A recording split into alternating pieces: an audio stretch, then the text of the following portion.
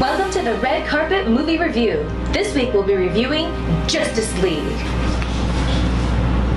Ladies and gentlemen, live from Hollywood, California, welcome to the Red Carpet Review, starring the Showstopper, Shawn Valentino.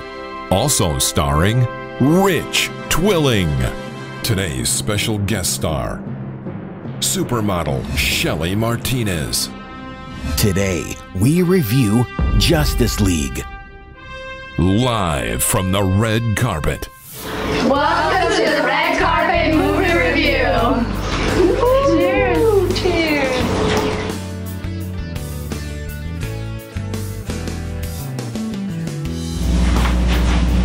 Hey everybody, this is Shawn Valentino, your host on the Red Carpet Movie Review. And today we're going to review Justice League. Now, Justice League, the movie, is directed by Zack Snyder and it stars Ben Affleck, Henry Cavill, Gal Gadot, and an ensemble cast. And I think the best thing I can say about this movie is I went in with extremely low expectations because the most recent Batman Superman film, Dawn of Justice, or Yawn of Justice as I like to call it, was an absolute bore fest. In fact, it was so bad that I didn't even realize that Superman had died at the end. Probably because I was in the audience dead asleep, because that movie was absolutely awful. But thankfully the DC Universe recovered this year with one of the best superhero movies of all time, and that was Wonder Woman. So I had a little bit of hope going into this movie. And the story of this film revolves around the aftermath of the death of Superman, and here you have the emergence of a super villain by the name of Steppenwolf.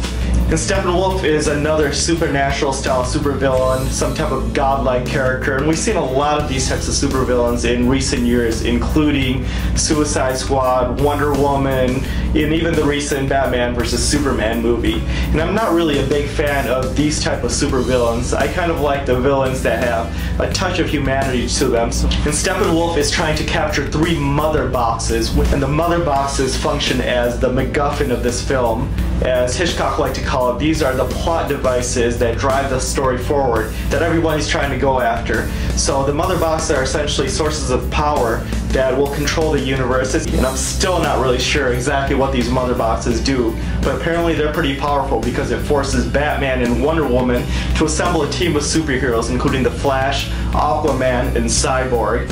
And this is where the movie went a little bit downhill for me, because although it's called the Justice League, we don't really know too much about these other characters. Everybody knows about Wonder Woman, Batman, and Superman, but for people who aren't comic book fans like myself, I had really no idea what the Flash was. I didn't really know too much about Aquaman, and I knew nothing about Cyborg, so I really needed these characters to be a little bit more fleshed out, but unfortunately you don't really know too much about their backstories.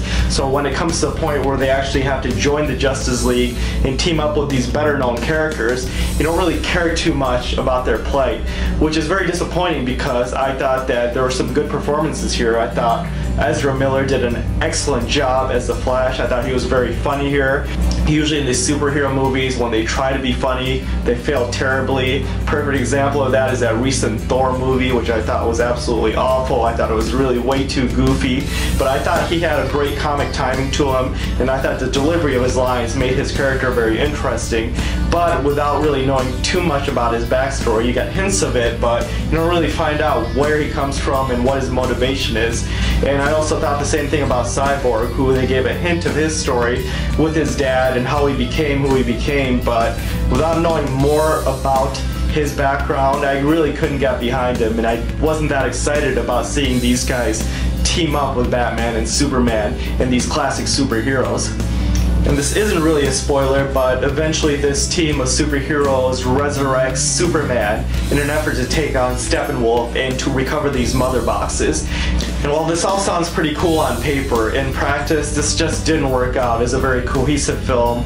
I found it to be extremely boring, and the ironic thing is that Warner Brothers wanted this movie to be only 2 hours long, and the studio wanted to put a time cap on this movie because the recent Batman vs. Superman movie just went way too long and lost the audience. But unfortunately, even though this movie capped out at 2 hours, it felt like it was 3 hours, and that's extremely ironic because even though it felt so long, you didn't really learn too much about any of these characters, and you didn't really care about the story at all either.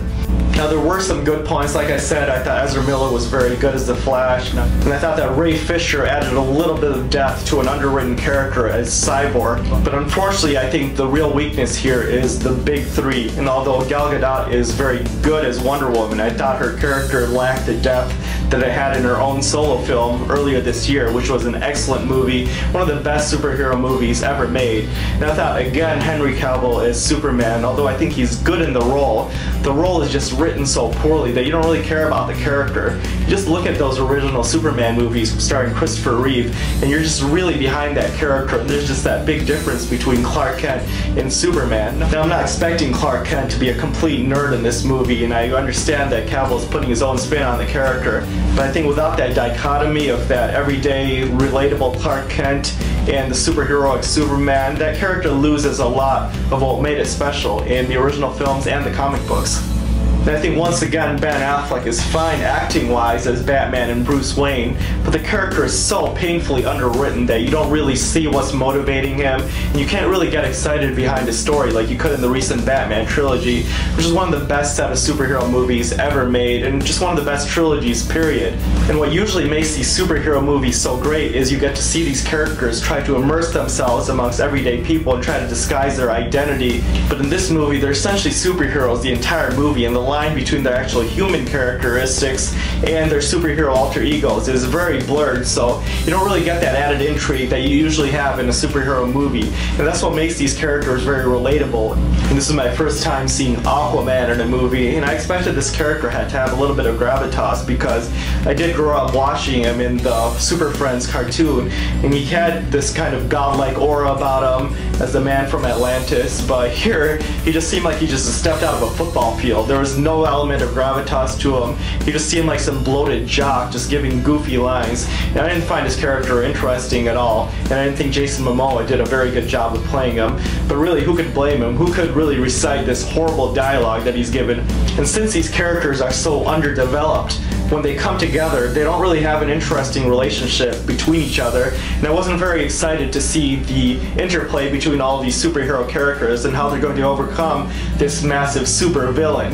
And even worse, the supervillain itself is just a CGI creation. It just seems like a computer image straight out of a video game. So when you don't have that great supervillain that you can really get behind your superheroes to take on and destroy, you're not going to have a very interesting film. And I thought the entire look of this movie just felt like a big video game, and that's not a good thing in this case, because why not just make a cartoon if you're going to go that far in the video game direction? And I just thought the movie was so computer generated. There's so much CGI that I felt completely disconnected from what was going on in the film, and that combined with bad writing, a horrible lead villain, and superhero relationships that weren't well written and well drawn out, and superhero characters that weren't developed at all, you're not going to get a very good movie. Overall, this is another disaster from the DC universe, and although it's called the Justice League, it really does an injustice to the league of audiences that are going to sit in theaters. And we here at the Red Carpet Movie Review like to rate our movies on a 5-star scale, and I'm going to give Justice League the movie 1.5 stars on the 5-star scale. So Batgirl, what do you feel about this review? Exactly. There you have it, folks. Thanks for tuning in. Be sure to click that like button and press subscribe, and we'll see you next week on the Red Carpet.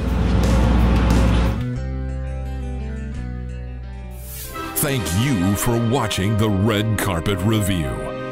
Proceed to click that like button and press subscribe for weekly movie reviews past and present. We'll see you soon on the Red Carpet.